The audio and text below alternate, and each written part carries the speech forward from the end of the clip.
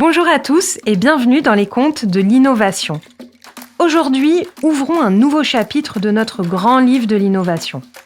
Nous allons partir en quête d'un breuvage légendaire en compagnie d'ours au pouvoir magique. Et oui, rien que ça. Pour nous raconter cette histoire, nous accueillons Frédéric Rieux, directeur R&D d'ES2I. Entre remise en cause et détermination, je vous invite à découvrir une nouvelle facette de l'innovation. Vous écoutez les contes de l'innovation, le podcast frais et innovant, proposé par Myriagone Conseil.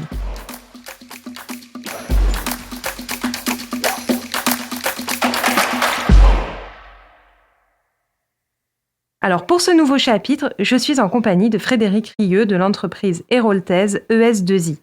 Il va nous raconter une histoire qui s'appelle « À la recherche du grain perdu ». C'est l'histoire d'un ourson qui détestait attendre. Lassé de patienter devant la barrière magique, il va se lancer dans une quête pour contourner l'obstacle. Bonjour Frédéric. Bonjour. Bienvenue au micro des contes de l'innovation. Avant d'écouter votre conte, je vous laisse peut-être vous présenter à nos auditeurs et puis présenter aussi votre entreprise ES2I. Bonjour, donc Frédéric Rieux, je suis responsable de la recherche et du développement chez ES2I.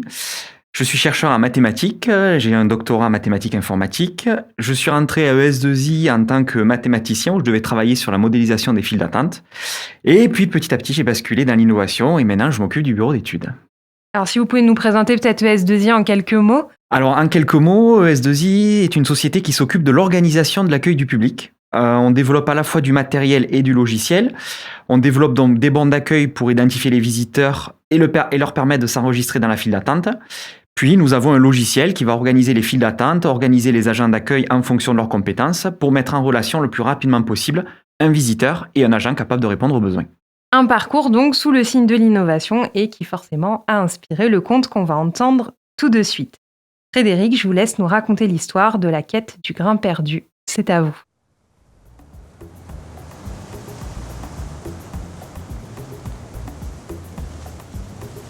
Il était une fois, sur une île, perdu au beau milieu de l'océan, un royaume d'ours très très gourmands qui raffolait d'un breuvage précieux qui les maintenait fort et vaillants, le café. Mais sur cette île, perdue au beau milieu de l'océan, il n'était plus possible de faire pousser naturellement du café. Mais alors, d'où venaient ces précieux grains ? Les ours avaient un secret. Certains, sous l'impulsion du précieux breuvage issu de ces grains de café, étaient capables d'enchanter des chaudrons magiques capables de créer d'autres grains par magie. Ainsi, le cercle vertueux de fabrication du fameux breuvage était maintenu à jamais.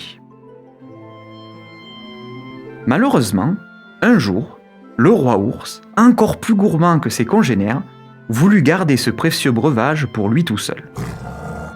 Aussi, une nuit, il ordonna à ses gardes de réquisitionner l'ensemble des chaudrons de tout le royaume. Puis au fond d'une grotte, il fit construire une enceinte magique où il était enfermé. Les ours, privés de ce breuvage, se révoltèrent. Le roi, habile, et qui ne voulait pas perdre sa couronne, se justifia en proposant le compromis suivant. Sous prétexte de protéger les stocks de café d'un épuisement prématuré, ainsi que les chaudrons magiques, la grotte serait enchantée. Puis grâce à une loterie, seuls ceux qui tireraient le bon numéro pourraient pénétrer dans la grotte pour récupérer quelques grains de café. Dès lors, durant des décennies, les ours se réunirent devant la grotte avec un numéro en espérant être élus et ainsi accéder à cette précieuse denrée. Ce rituel fut maintenu durant des années jusqu'au jour où, dans un petit village de ce royaume, naquit un petit ourson prénommé Arthur. Devenu grand, Arthur était devenu un jeune ours espiègle, intelligent, toujours à la recherche de la nouveauté, et qui remettait facilement en cause l'ordre établi. En particulier, il n'aimait pas attendre. Depuis tout petit, il se rendait à la grotte en espérant un jour que son numéro soit tiré, et qu'advienne son tour de pénétrer dans la grotte enchantée. Mais son tour ne vint jamais. Alors, un beau jour, sans plus attendre, il préféra partir explorer les collines. Ce n'était pas qu'il n'aimait pas spécialement le café, mais il était tellement curieux et impatient qu'il se demandait comment il pourrait bien franchir la barrière magique. Il voulait accéder dans l'enceinte de la grotte plus rapidement. Ainsi, il se creusa les méninges chaque jour pour trouver une solution et franchir la barrière. il alla voir son ami Ours Gris et lui demandant comment franchir celle-ci. Bien que, pendant toutes ces années, Ours Gris n'eût jamais vu personne réussir, et devant tant de volonté, il donna un livre à Arthur nommé « Le recueil des objets magiques ». Arthur se précipita chez lui pour l'étudier. Tout d'abord, il trouva un chapitre qui expliquait qu'un loup géant portait autour de son cou une orbe magique qui pouvait franchir tous les obstacles. Il décida donc de retourner voir Ours Gris pour lui proposer, ensemble, de récupérer l'orbe sur ce loup géant. Ours Gris accepta. Ils parcoururent l'île à la recherche de l'animal et le trouvèrent enfin dans sa tanière près d'une clairière. Arthur et Ours Gris attendirent que le loup s'endorme, puis pénétrèrent dans la tanière pour s'emparer de l'orbe que le loup avait autour de son cou. Astucieusement et délicatement, ils coupèrent la lourde corde qui le maintenait sur l'animal et décrochèrent l'objet. L'orbe brillait de toutes parts. Arthur et Ours Gris furent ravis de leur exploit. Ils mirent l'objet dans un sac et tout aussi silencieusement qu'ils étaient entrés, ils s'enfuirent rapidement dans les bois. Les deux ours, ne pouvant plus attendre, ils coururent jusqu'à la grotte et attendirent la nuit pour ne pas être vus. Ils se glissèrent le long d'un puits et descendirent dans la grotte jusqu'à la barrière magique. Alors, tremblant d'espoir, Arthur sortit l'orbe, mais celle-ci ne brillait plus. Arthur et Ours Gris, dépités, et se demandant ce qui se passait, retournèrent dans leur tanière pour comprendre pourquoi l'orbe avait cessé de fonctionner. Ours Gris rouvrit le grimoire et découvrit que l'orbe ne fonctionnait qu'à proximité du loup et que, par conséquent, celle-ci était inactive aussi loin de son propriétaire. Pour autant, Arthur ne se sentait pas vaincu. Toujours dans l'espoir de trouver une solution à son problème, et alors qu'il jouait avec ses amis, il entendit parler d'un grand ours blanc magicien qui se trouvait sur une plage de l'autre côté de l'île. Ce magicien était légendaire. Certains disaient que grâce à sa magie, il pouvait inventer toutes sortes de choses. Arthur se dit que peut-être, grâce à cette magie, il pourrait créer une amulette capable de briser la barrière magique. Dès lors, Arthur retourna voir Ours Gris et tous deux se mirent en route en quête du magicien. Après plusieurs jours de marche, ils arrivèrent sur la plage et découvrirent une maison magnifique, construite dans des matériaux somptueux qu'ils n'avaient jamais vus. Les deux ours étaient éblouis. Ils se dirigèrent vers la porte pour entrer.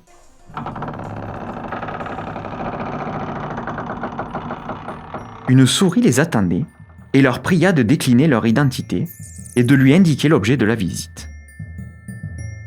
Les deux ours s'exécutèrent de bonne grâce dans le vif espoir de pouvoir être reçus par le célèbre magicien. Convaincus, la souris les conduisit à travers la magnifique maison jusque dans l'antre du grand ours blanc.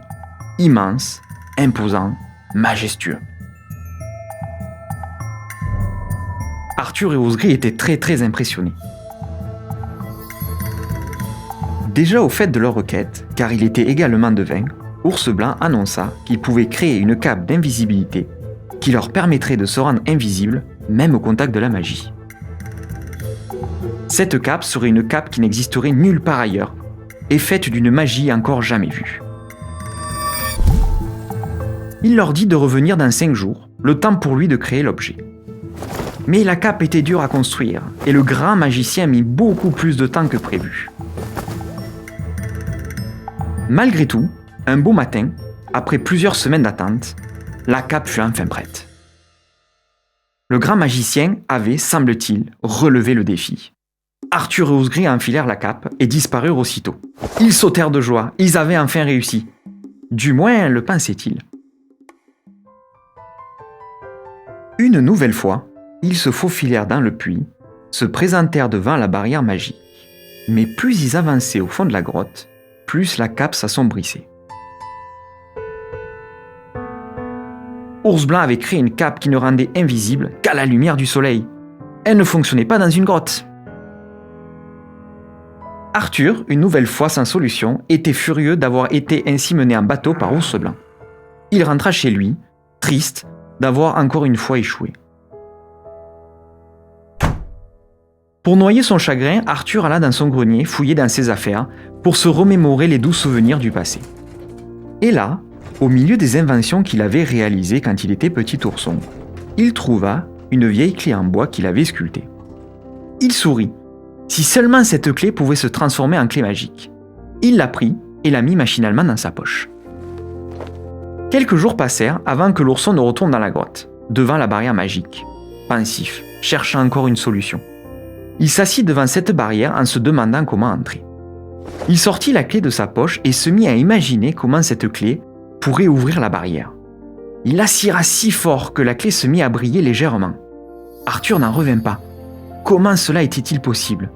Il se mit alors à se concentrer de toutes ses forces et, devant tant de volonté, la clé se mit à briller de plus en plus pour finir par rayonner du plus bel éclat. Arthur s'approcha alors de la barrière magique qui le laissa passer. Il pénétra dans la grotte et découvrit les chaudrons enchantés qui pouvaient créer du café. L'ourson prit alors un des chaudrons et le ramena dans son village. S'étant découvert des pouvoirs magiques à travers la clé enchantée, il fut désormais en mesure de commander le chaudron afin de créer des grains de café et ainsi en faire profiter tout le monde. Moralité, Petit Ourson avait parcouru tout son royaume à la recherche d'une clé magique qu'il avait déjà chez lui et d'un pouvoir qu'il détenait depuis toujours.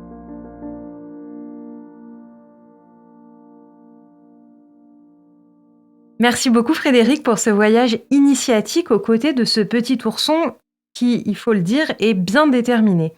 Alors pour que chaque auditeur comprenne les enjeux de cette histoire, j'aimerais vous poser quelques questions.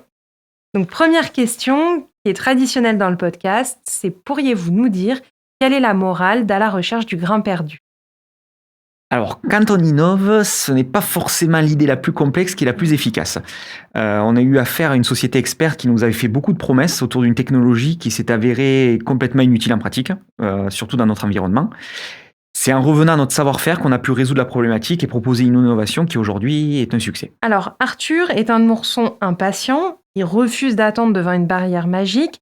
Est-ce que cet ourson, c'est un peu vous ? Alors, quand je dis vous, c'est vous en tant que personne, mais c'est aussi votre équipe, parce que je crois que vous avez été plusieurs à rédiger ce conte. Oui, on était plusieurs sur le projet. Donc Arthur, oui, on va dire que c'est l'équipe qui a travaillé sur le projet. On était 3 en tout au début, qui sont tous aussi impatients les uns que les autres. C'est un projet qui s'est construit au fur et à mesure. Au début, on était 2 avec une bonne idée, mais pas la bonne approche. Puis en s'associant avec nos collègues, on a pu résoudre le problème et proposer une solution innovante. Et aujourd'hui, tout le monde est impatient de voir le déploiement de cette solution. Et d'entendre le conte, je crois. Et d'entendre le conte aussi. C'est le ours gris qui a rédigé avec moi ce conte et je crois qu'il est encore plus impatient que moi et il en faut bien qu'il me canalise un petit peu. Alors, au cours de l'histoire, on voit que l'ourson essaye diverses solutions. Il essaye, il réessaye, jamais il baisse les bras. Est-ce que cette démarche, selon vous, elle est vraiment inhérente à la démarche d'innovation ? Complètement. Dans une démarche d'innovation qui fonctionne du premier coup, je crois qu'on en rêve tous, mais cela ne marche pas ainsi. On voit une différence dès qu'on passe sur le terrain avec des utilisateurs qui découvrent la solution et qui vont l'utiliser d'une autre manière que ce que vous aviez imaginé au départ. La difficulté, c'est d'accepter l'échec et de rebondir rapidement. Une citation que j'aime beaucoup est celle de Churchill qui disait que le succès, c'est de se promener d'échec en échec tout en restant motivé. Et dans ce projet, il nous a fallu rester motivés quand on a eu des périodes compliquées, surtout lors de notre première vente où la solution ne répondait pas du tout comme on l'espérait. Et c'est pour ça d'ailleurs qu'on avait mis sur le site de Myriagon un article sur l'importance de l'échec dans l'innovation, puisque c'est par l'itération aussi qu'on y arrive. Pour terminer, comme il est de tradition dans les contes de l'innovation, est-ce que vous pourriez nous dire quel est le personnage imaginaire qui vous inspire ? Alors ce serait Maître Yoda, parce que j'aimerais pouvoir être aussi calme et patient que lui. Encore merci Frédéric pour cette quête et ce voyage au pays des ours amateurs de café. Vous qui nous écoutez, vous l'aurez compris, il y a 3 points à retenir de l'histoire que vous venez d'entendre.